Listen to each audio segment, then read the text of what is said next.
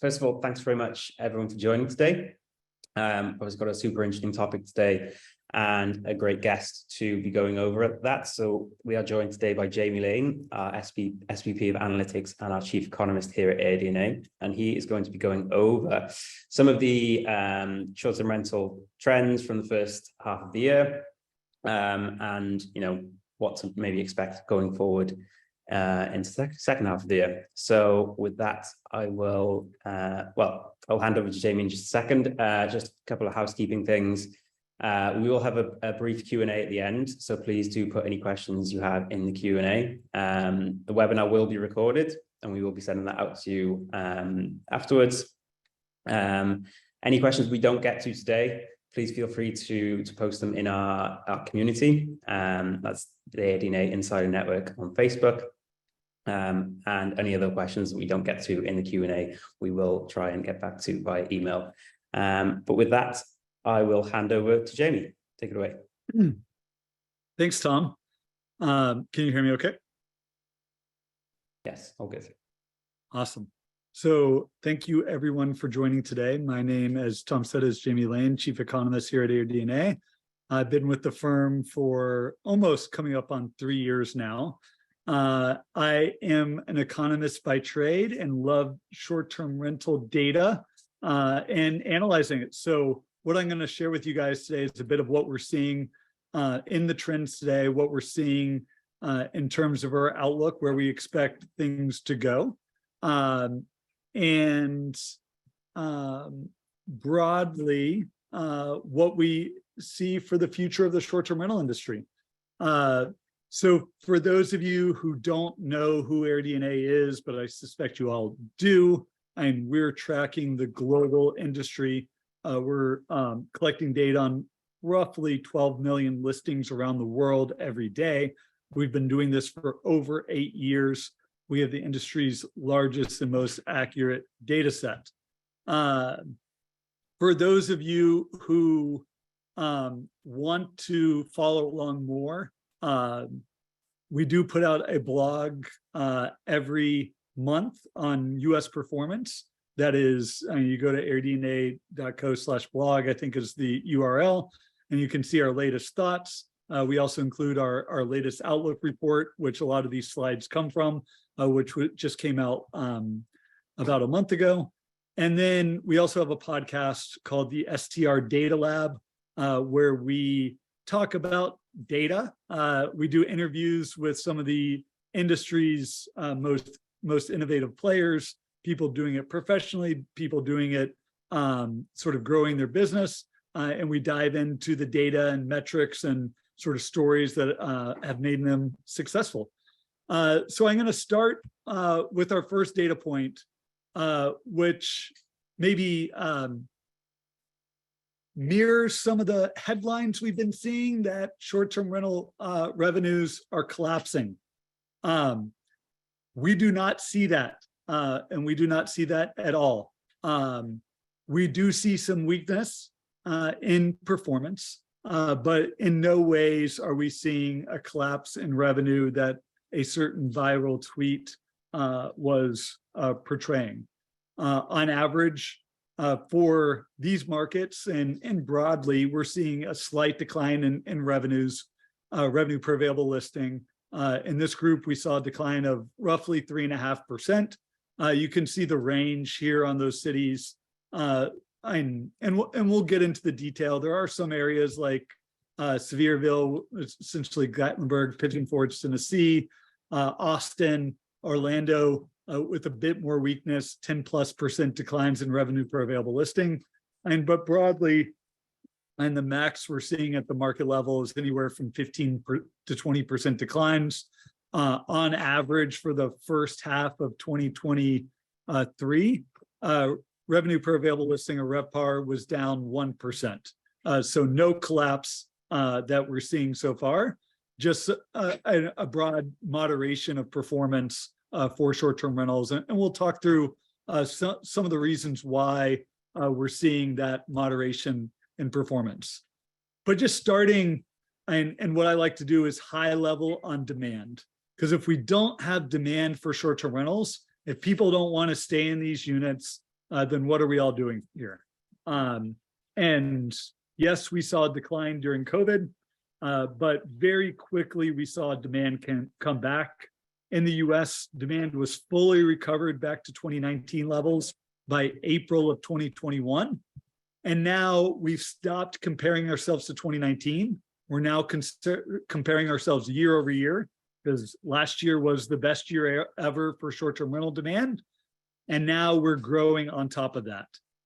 And demand during the month of June, so in the blue line so that's for stays during the month of June, was 14% higher than demand, people staying in listings in June of last year. So record demand again. The red line shows booking activity, so how many reservations are being made during that month. And we're seeing really strong growth in booking activity now. And we've seen it the past 2 months. And we'll get to some of the reasons why sort of booking activity is accelerating while demand is only growing 15%. And a lot of that goes around, we're getting into peak season. We are seeing shorter lead times. So people are booking much more closer to the dates of their stay. And that means as we're getting into peak travel season, of which we are almost at the peak now, sort of mid-July is usually a peak demand for the US. And we're seeing a lot of subsequent booking activity in the lead up to that peak. This shows us I'm getting to that peak. So this is demand by week. And what we do is we show not only data for 2023 and how demand nights has played out over the first half of the year, but also how that compares to data for the past 5 years. And you can see, and one, how every single week during 2023, we have reached records for that week. And then also the sort of the seasonality of the industry of essentially we're hitting in peak demand periods now. Once we sort of crest after the end of July, we'll start heading down into fall. But a few points I'd like to make is, one, the industry is becoming less seasonal, i.e. demand is spreading out more throughout the year, which is broadly a great thing for the industry and something that we see is going to drive long-term higher occupancies, as not as much demand is just focused around July and August, that we're seeing more demand spread out throughout the year. And you can see that especially in the spring and sort of shoulder season, so March, April into June, and almost as much demand as we're seeing now, and not nearly as seasonal it was in 2019. The piece, though, to keep in mind, and something that's driving some of the weakness we're seeing in overall occupancies, is supply. And I think it's helpful to put the supply in context. So this looks at the total number of available listings by month in the US over the past 5 years. And what we've also done is plotted sort of the trend growth line, essentially the pre-COVID trend growth line, to show how the industry was growing. And we were seeing anywhere from 15 to 20% growth in supply every year throughout 2017, 2018, 2019. During the pandemic, we saw a pullback in the number of available listings. We have seen growth, and we saw really strong growth last year. It was rising 25%. Now we're still seeing supply growth, but at a much slower rate, where data through June was only up about 15% year over year. We do see some headwinds to further supply growth, and those broadly center around both regulation. There are quite a few markets that have seen new regulation go into place, and also the affordability of new investments. With rising home values, high interest rates, and the revenues that can be earned, we aren't seeing as much new investment for homes being dedicated to short-term rentals. And this sort of shows that supply growth. We break out the entire country into 6 location types to help discern trends that we're seeing. So broadly, we have got mountain and coastal destinations, We break up the largest 50 cities into urban and suburban based on population density. Mid-sized cities, sort of city sizes anywhere from 100,000 to 1 million people, and then everything else, small city, rural. We are seeing the fastest growth in listings today in that sort of small city and mid-sized city location types. And we're seeing the slowest growth now in the coastal and mountains.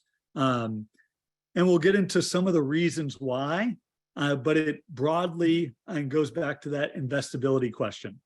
And this breaks out my favorite measure of investability by a location type and how investable these type of locations have been the past 5 years.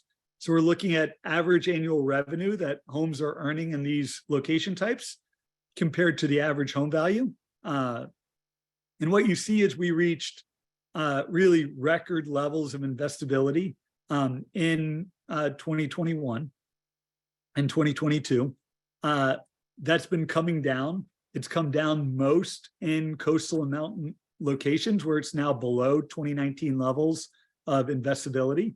And where we see the highest levels of investability and still above 2019 levels, 2018 levels, is in the small and mid-sized cities. So that's broadly where it makes most sense to invest, and actually where we're seeing investment go today. And for everyone that was following along with our best places to invest report, that was a common theme in that report as well, as pulling out sort of small city areas around the country that where home values maybe haven't gone up as much. There's still strong revenues to be earned and still good returns to be pulled back for short-term rental investments. And this shows broadly what we've seen in terms of home values when we break out homes into those 6 different location types. The largest increases in home values have been in the coastal and mountain markets. Home values up almost 50% compared to 2019 levels. But also where we're seeing the strongest pullback now in terms of home values. And then the urban, suburban, and then small and mid-sized cities where there's been not as much of a uptick in home values. We are seeing areas where we're seeing significant declines in home values though, and that may be where there's some new opportunities for investment as long as short-term rental revenues are holding. These are some of the top markets I'm watching today for new investment if we see home values pull back further. Broadly, the weakness that we're seeing is an occupancy. The lower supply, high demand that we saw in 2021 pushed the industry to record levels, and you can just see how that played out by month, and then how the first half of 2023 have played out, and what our forecast calls for the rest of 2023 and 2024. Broadly, we expect occupancies to decline further, but generally stay above 2019 levels as far out as we are seeing. There are markets with significant ADR or occupancy declines, and this looks at year-over-year occupancy declines for the first half of the year for the top 50 short-term rental markets around the country. Biggest declines happening Miami, Portland, Seattle, Dallas markets, all with pretty significant supply growth. And then something we're watching very closely for, and essentially the return of travel, is that will help prop up many of the large cities across the country, is the return of international travel. As we've seen, Americans are traveling just as much as they were overseas as pre-pandemic, but we have yet to see a full return of international travelers to the US. And that is most important for destinations in the large cities, both urban and suburban parts of those cities. And then the other trend we're watching is on ADR growth. With high occupancies in 2021 and 2022, we saw strong pricing power for hosts that they could raise their prices. And we were seeing pretty significant ADR growth last year. That is now, the growth rates are declining. And as of June, we only saw a 1.5% increase overall in ADRs, all the while inflation is still going up on 3+%. So we are not growing and rates as much as inflation and haven't been doing throughout, which broadly means and real ADRs are declining or inflation adjusted ADRs. And then you see that sort of the same dynamic that we're seeing in terms of occupancy, we're seeing on rate. With declining occupancies, we are seeing ADR pullback in many markets. Mostly it's either up or down, plus or minus 5%, but there are some markets with weaker ADRs. And you see the markets over on the right side of the slide. So Destin, Rosemary Beach, Gulf Shores, some of the markets seeing the biggest declines in ADR. And that's where we see a lot of people that were staying domestic now traveling, which is putting some downward pressure on both occupancy and ADRs in many of these markets, especially on the higher end. As we look out in terms of pacing over through the rest of the summer, we're seeing 6.5% more demand on the books. So this is looking through demand through Labor Day and comparing how much demand was on the books and as of the same time last year over the same period. So remember I said demand growth we had been seeing up anywhere from 10 to 15% the past few months. So on the surface, this would start to be concerning, right, Jamie? You're only saying demand's up 6.5% when it has been in June, it was up 14%. But what we are seeing is shorter lead times. So the average lead times have decreased by about 10%. So as of this time last year, people were booking at about 60 days in advance for June. This year, they're only booking 53 days in advance. So that means and the pacing isn't necessarily a one-to-one comparable metric since people are booking closer in. So we do expect that demand for the rest of the summer to be up anywhere and continue in that 10 to 15% range for growth, and that to actually continue into the fall as well. And you see that forecast, our baseline forecast calls for roughly 10% growth through the back half of 2023 into 2024. And that does anticipate some weaker economic data coming in the back half of the year.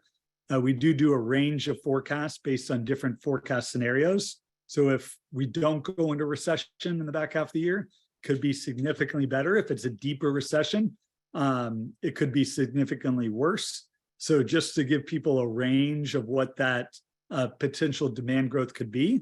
And to put that in terms of occupancy, in our baseline forecast, we are expecting a further decline in occupancy for 2024. So going from 57.5% this year down to 56.5% next year.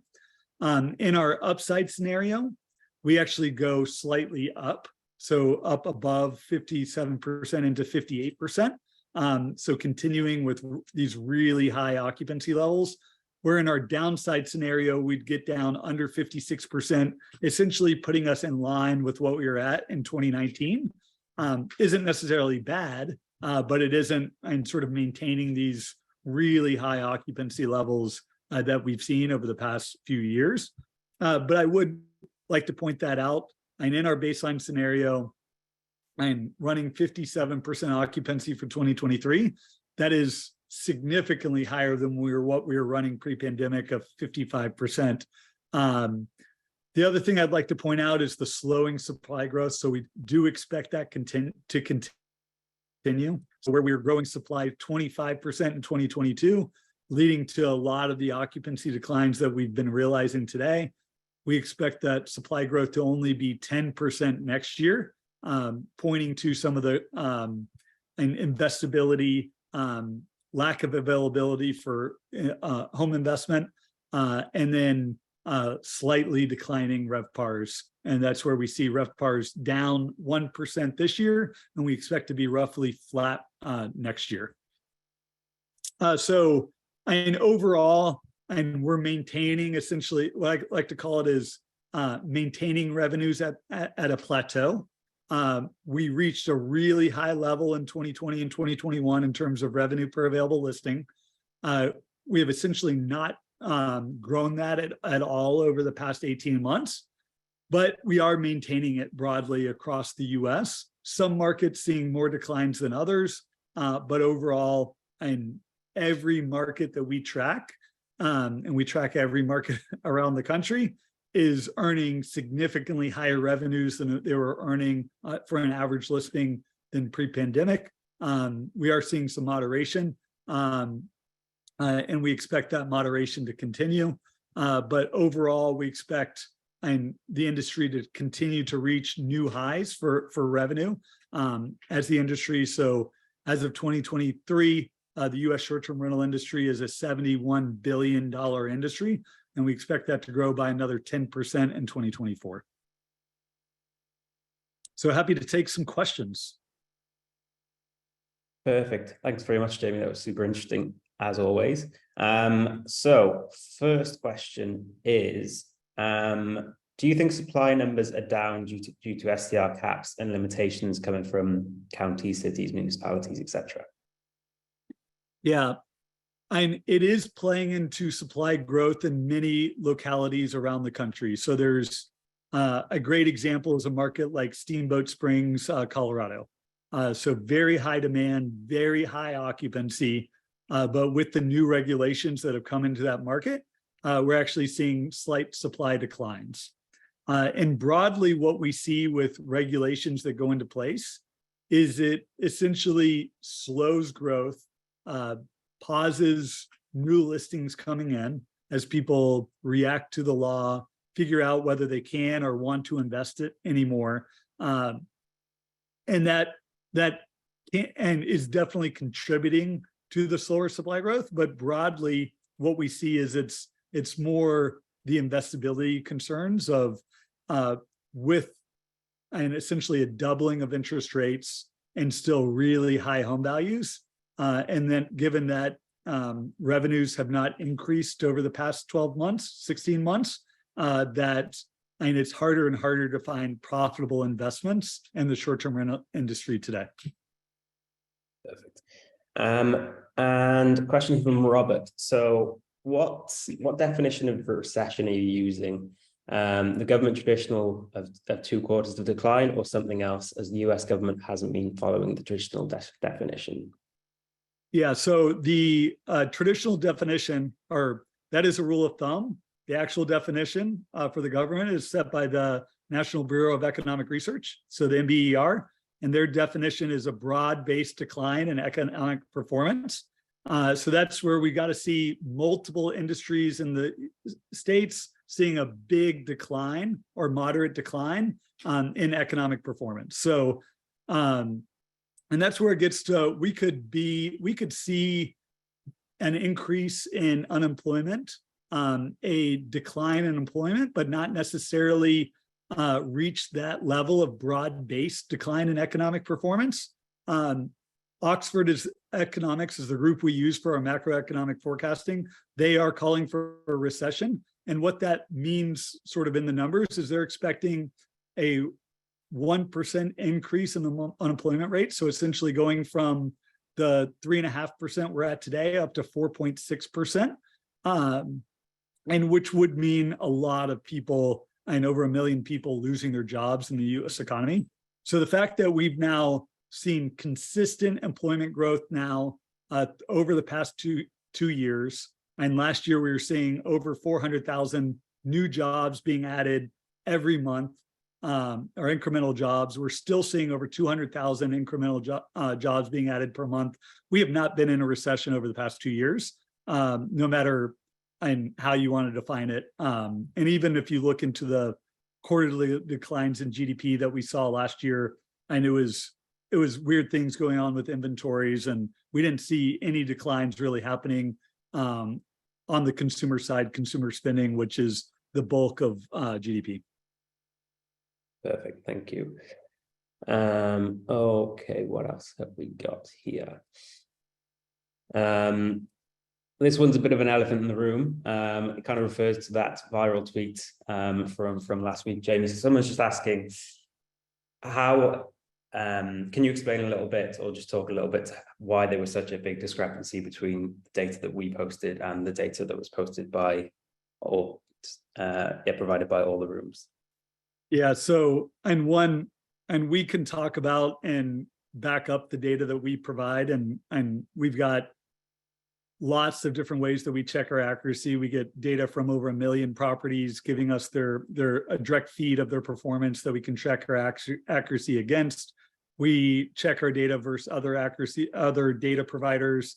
And the analysis that went into that tweet was done by a consultant, not all the rooms. And we haven't yet been able to independently verify that that's actually reflective of all the rooms data. And they haven't commented yet. So I don't know if it does accurately reflect all the rooms data.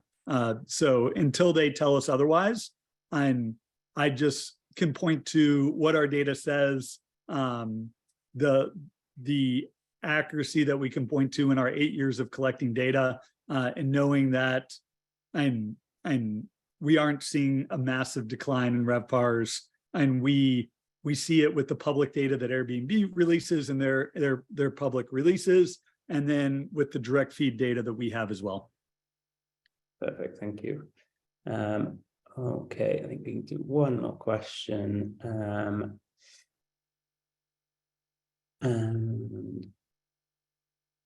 Okay, so Derwin asks here, just quickly, how do we define our market? So what's a large city, a mid-sized city, or a small city? Yeah, so we break up the entire country into those 6 different location types. Large cities are the 50 largest MSAs, and we divide them by urban, suburban based on population density. So like the core downtown area is going to be urban, the surrounding area is going to be suburban. We've gone through and categorized every single city around the country between mountain destinations like Breckenridge, Vail, Lake Tahoe, coastal destinations like Destin, Panama City, Cape Cod. Mid-sized cities are essentially the next 100 largest cities. So population size anywhere from 100,000 to 1 million people, and then everything else getting categorized into small city rural. And small city rurals, where we've seen the most supply growth, we've essentially doubled the supply of small city rural listings over the past 3 years, which has been really amazing to see the growth and continued growth of that sector of the industry. Perfect. Well, thank you very much, Jamie. As I said, we will be sending out a recording of this webinar, so don't panic if you missed the start. We will also be posting it in our community as well as our help center and our YouTube channel. And again, any questions we didn't get around to, please feel free to post them in that community, or alternatively, we'll try and get back to you by email. But other than that, thanks very much for joining today, everyone, and have a good end of the week.